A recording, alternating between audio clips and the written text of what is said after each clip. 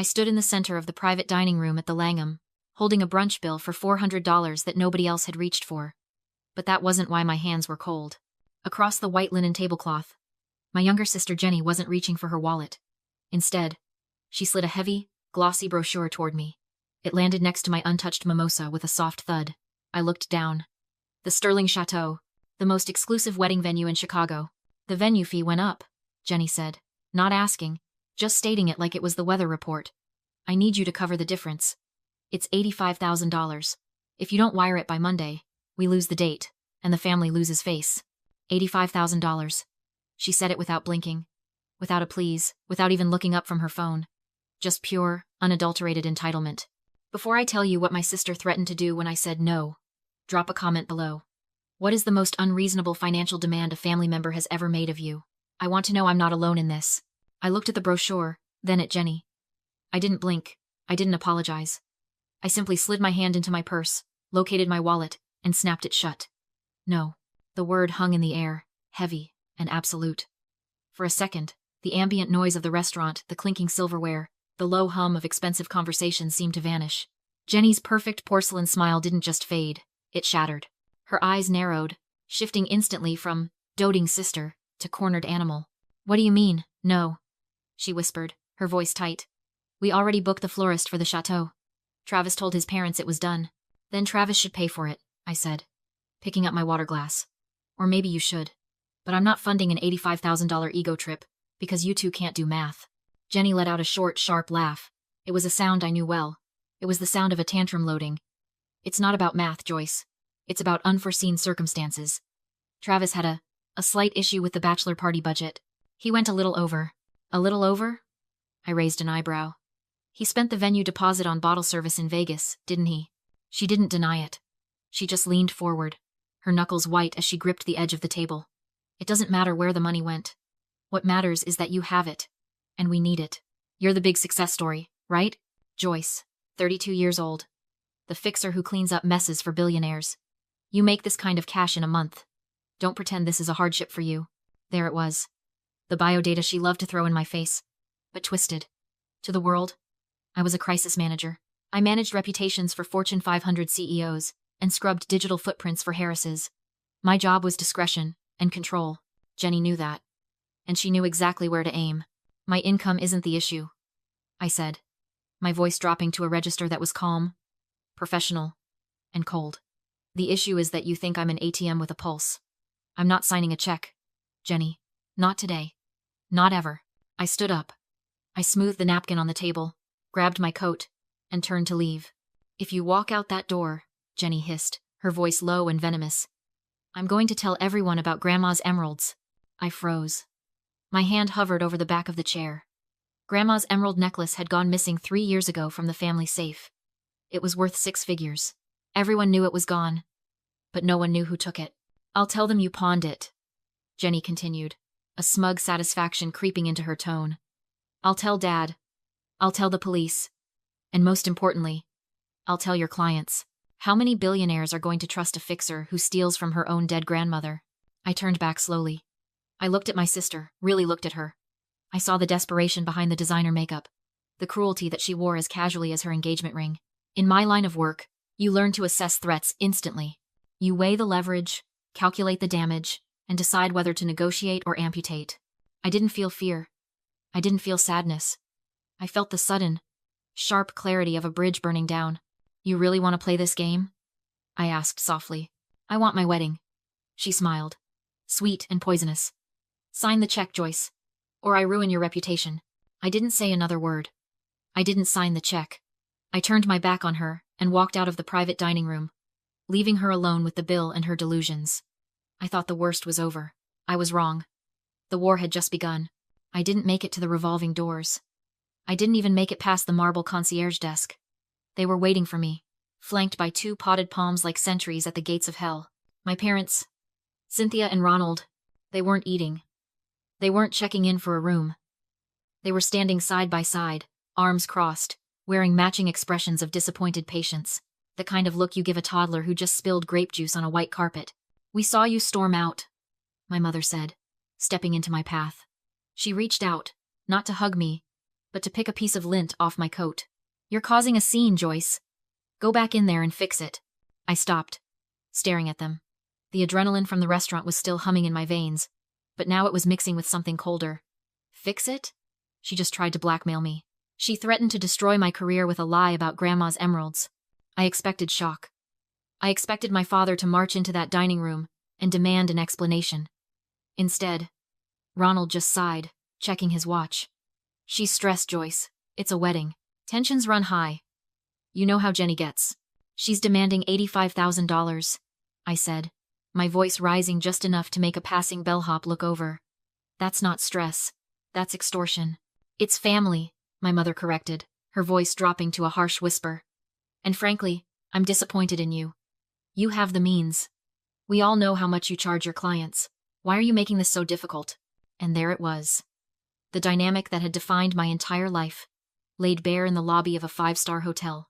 Suddenly, I wasn't 32. I was 20.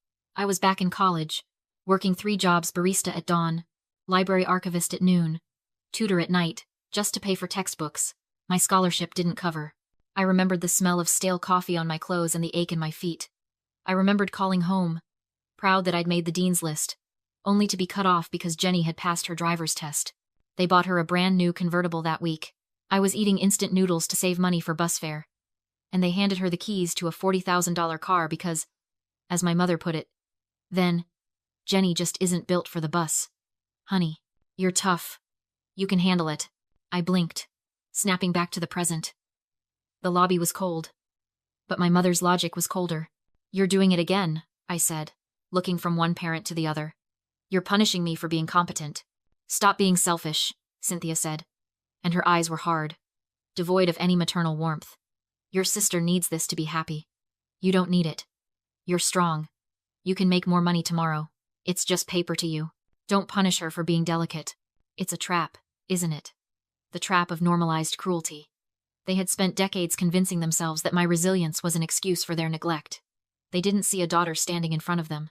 They saw a resource, a safety net, a bank account that had the audacity to say, "insufficient funds." "I moved out when I was 18, I said, my voice steady. "I haven't asked you for a dime in 14 years. I owe you nothing." "We raised you," my father said, stepping closer, using his height to intimidate me.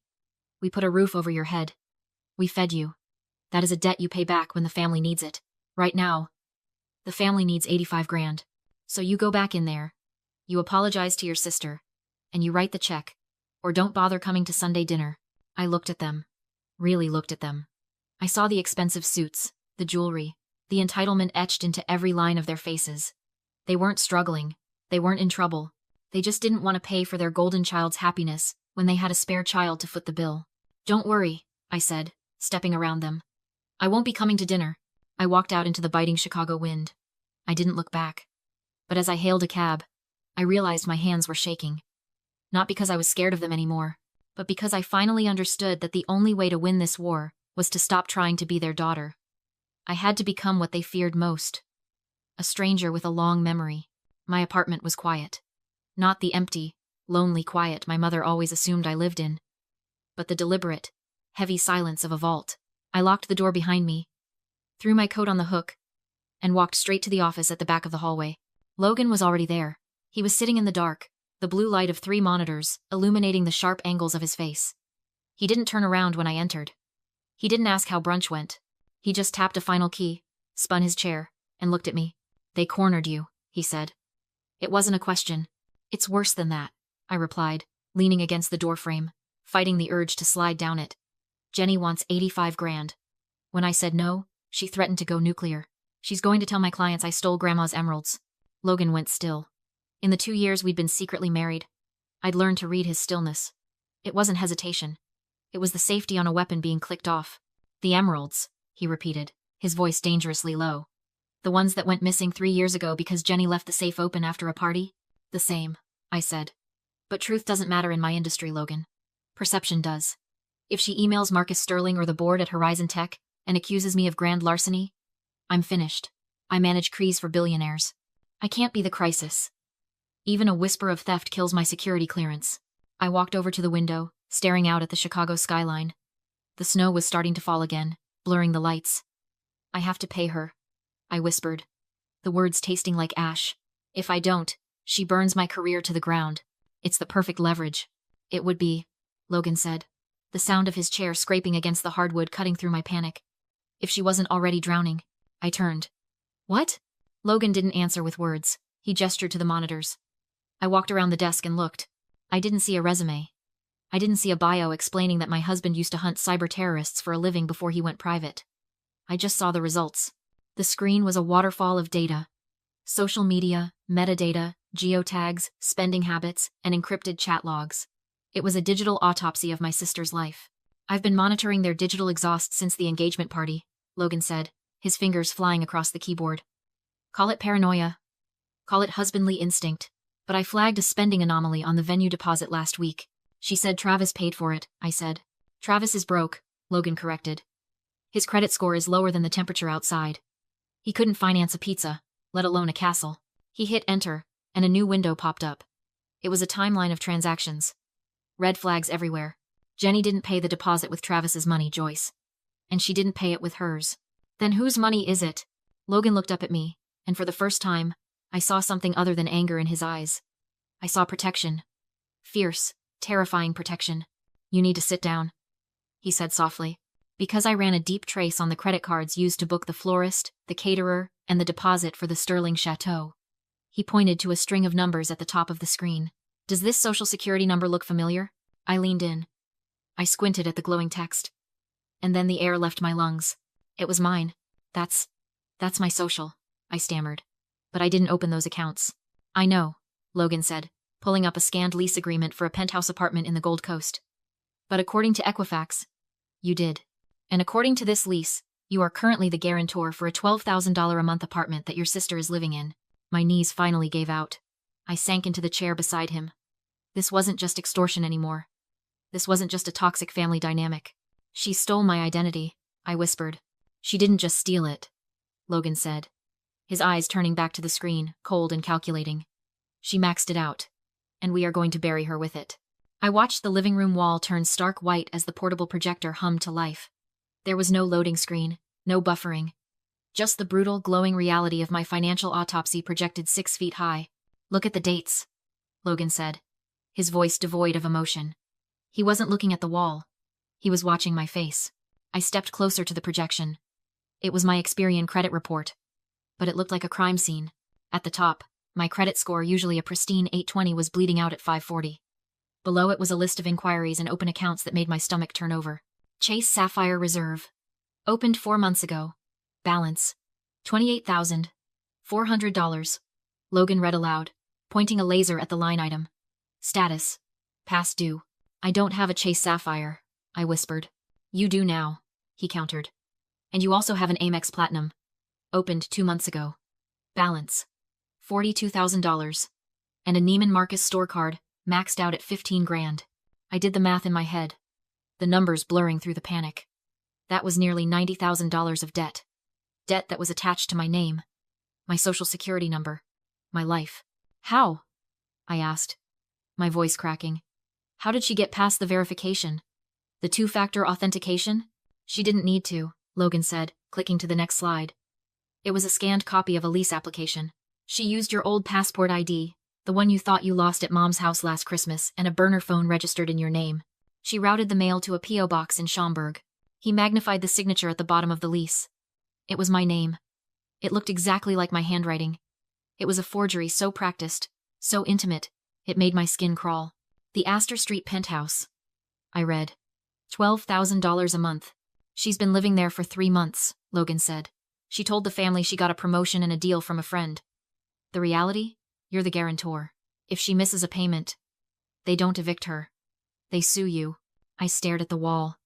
The pieces of the last few months slammed into place. Jenny's sudden wardrobe upgrade. The perfect apartment she refused to let anyone visit until it was fully furnished. The way she'd stopped asking for small loans and started acting like royalty. She hadn't just borrowed money. She hadn't just stolen. She had hollowed me out and worn my financial identity like a costume. This isn't a family dispute, I said, the shock finally hardening into a cold, jagged rage. This is federal crime. Identity theft. Wire fraud. Forgery. 15 years minimum, if we press charges. Logan said. He turned off the projector, plunging the room back into shadow. The silence that followed was heavy, suffocating. She thought I would just pay it, I realized aloud. She's extorting me for $85,000 for the wedding because she knows her house of cards is about to collapse. She needs my cash to cover the minimum payments on my cards before the collections agents start calling my work. It was a Ponzi scheme disguised as family loyalty, and I was the mark. Logan crossed the office, stapled a thick stack of documents, and handed them to me. The police report is filed. Bank fraud affidavits are ready. The penthouse eviction notice is printed. The folder felt heavier than 32 years of obligation. They invited us to dinner tonight, I said, checking my phone. At the penthouse. To smooth things over about the wedding money. Logan smiled calm, precise. Then we should go. It would be rude to decline an invitation to your own apartment. Bring the projector, I said. The penthouse was freezing, not elegant cold. Jenny stood shivering in a designer dress, pretending otherwise. The heating's being upgraded, she said quickly. I know, I replied. Gas gets shut off after 60 days of non-payment. She ushered me inside.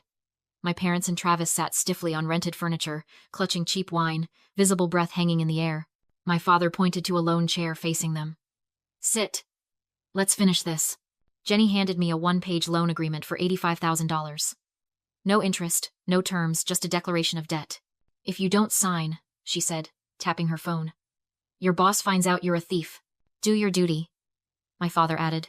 I looked at them, coats on indoors, demanding money earned on my credit, and felt nothing but disgust. You're right, I said. Let's settle debts. The door slammed open. Logan entered, carrying a projector and the evidence folder. He set the projector on the table right over Jenny's contract and turned it on. My credit report filled the wall. Tens of thousands in fraudulent charges. That, I said, is my credit history. The one you created. The screen changed to the lease agreement for the penthouse signed in my name. You forged my identity. I continued. Credit lines. Lease. Lifestyle. Jenny screamed denial. Logan clicked again. An identity theft affidavit filed 3 hours earlier. This isn't family drama, I said. It's felony fraud. Accounts are frozen. Eviction is processing. Silence fell hard. You're going to jail, I told Jenny quietly. I turned to leave. She lunged, blocking the door. I already sent the email, she shrieked, shoving her phone at me. Your CEO. Grand larceny. Ethics violations. By morning, you're finished. I expected panic. I felt nothing. Oh, Jenny, I said. Logan chuckled and checked his phone. You didn't research this. He's her boss, Jenny screamed. Yes, I said calmly. And he owns your wedding venue. Her face collapsed. Logan read the reply aloud. The booking canceled, deposit forfeited, legal action pending. She slid to the floor, ruined by her own email. You did this, she whispered. No, I said, stepping past her. You did. The fallout was immediate. Eviction. Lawsuit. Criminal charges. Travis left. Jenny ended up back in my parents' guest room. 2 weeks later, I sat in my real home, warmth steady, mortgage paid. A court order rested in my hands. Decree of name change. Joyce Harper, the guarantor, the safety net, the victim was gone. I chose my own name. I opened my contacts. Selected family. Deleted them all. Logan looked up. Done? Done. They wanted a wedding. A penthouse. A bailout. They got exactly what they earned. Silence. Not loneliness. Victory.